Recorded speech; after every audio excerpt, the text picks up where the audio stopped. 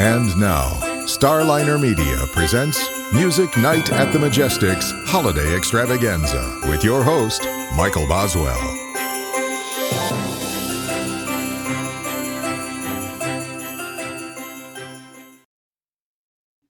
All right, joining us now on Music Night at the Majestic's Holiday Extravaganza, Martin Stubbs of the Midnight Callers. Martin, welcome back to the show. Thank you so much for having me. Well, we're glad to have you here on the Holiday Extravaganza. It's glad to be here. Yeah, very excited to be joining. All right. Well, tell you what, when it comes time for the holidays, what's like some of the first songs that you think of? Oh man, whatever they don't play 100 times on the stereo at CVS whenever you walk in, I guess. No, I mean, it's hard not to think of Paul McCartney in terms of holiday songs, but stuff that I go to that's not kind of on the top 40 radio spinner. I like the the holiday jazz stuff. So I usually go to a good Ella Fitzgerald holiday playlist or one of those more like classic albums. I like holiday jazz. I'm going to listen to it. It's usually what we put on in the house when we're decorating. Well, tell you what, Ella's Christmas stuff is just so good. Yeah, she's really wonderful. I kind of discovered her in college. I didn't listen to jazz. I listened to I liked Miles Davis and I liked Coltrane and I liked the swing stuff when I was in high school, but I didn't get into more of the vocal oriented jazz until I was in college. And that's kind of where I sort of fell in love with her and Billie Holiday and Nina Simone and some of those other great artists. Yeah. Well, I'll tell you what, do you have a playlist of holiday music that you listen to? I have a classics holiday playlist that I usually throw on. I think it's like an auto-generated one from Spotify, but it's just kind of all the older, Bing Crosby, kind of like the older kind of crooner / jazz holiday stuff that I throw on every year. Yeah. Yeah. Well, I'll tell you what, when you think back to your childhood, what's some of the memories that come to mind? So my parents are both classical musicians. My mom was a professional opera singer for a while, and my dad didn't do it professionally, but he's a big classical piano guy. So he always used to put on. It's like a three tenors holiday album, and the name of it escapes me now. But if I think of Christmas morning, the first thing my dad would put on, I hear Pavarotti, doing Pavarotti at the top of his lungs, kind of super loud opera music playing in the background. Yeah. Now, do you remember hoping to get any certain gift that you did get or did not get? Ooh, I mean, should we talk about the Red Ryder BB gun? I don't know. that seems to be a pretty popular one. Yeah.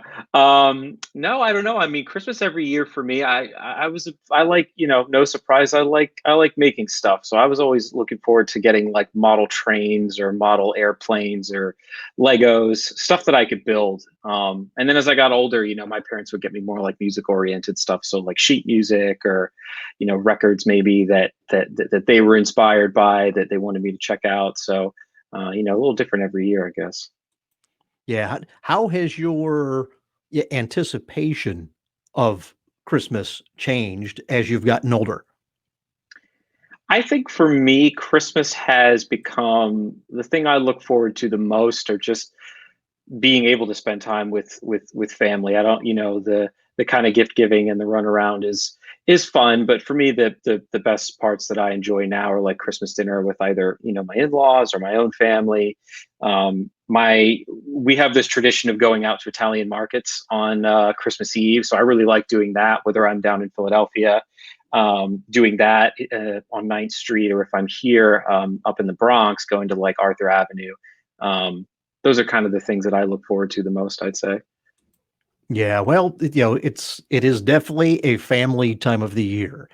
Now, 2020 has been a really good year for the Midnight Callers as far as Red Letter Glow, if I could almost say it. Got a lot of praise. You guys had the coolest song of the world.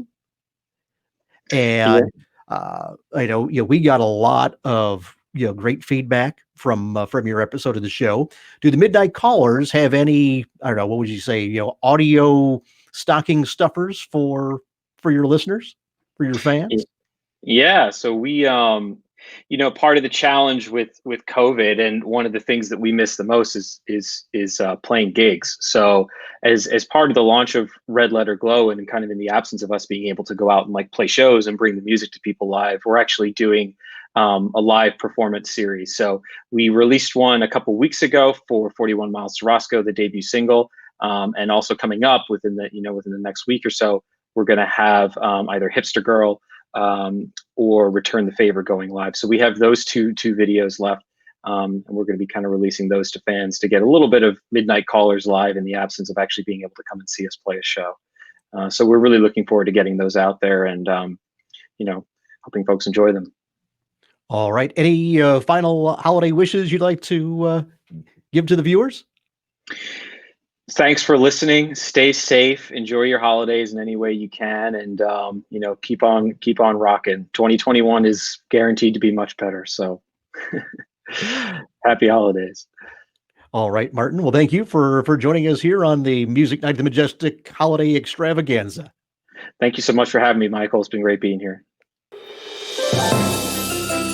If you enjoyed Music Night at the Majestic's Holiday Extravaganza, follow us on Facebook, YouTube, Twitter, Instagram, and at musicnight.net. Music Night at the Majestic is a copyright production of Starliner Media. Any use of this program, its audio, or visual images without the express written consent of Starliner Media is prohibited.